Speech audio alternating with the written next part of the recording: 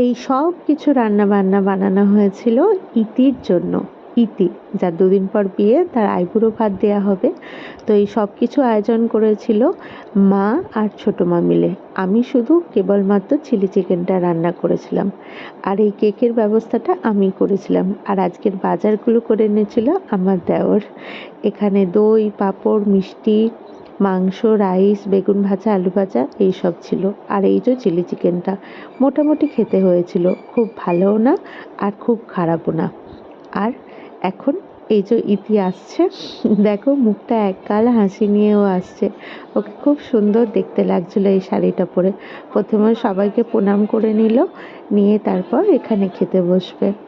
তো আমাকে ছোটো মা পাশ থেকে দাঁড়িয়ে বলল যে প্রথমে একটুখানি দইটা ওর মুখে দিয়ে দাও। তো আমি ওর মুখে প্রথমে একটুখানি দইটা দিয়ে দিলাম।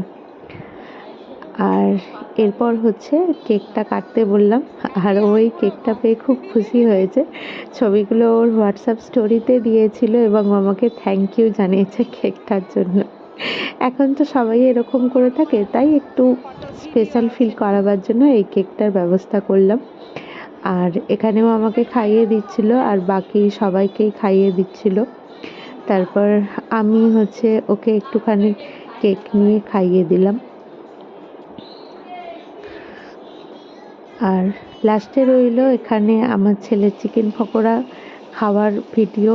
ও চিকেন পকোড়া খেতে খুব ভালোবাসে। ও নয়, সব বাচ্চাই আজকালকার দিনে চিকেন পকোড়া, ফ্রাইড জাতীয় খাবার খেতে ভালোবাসে।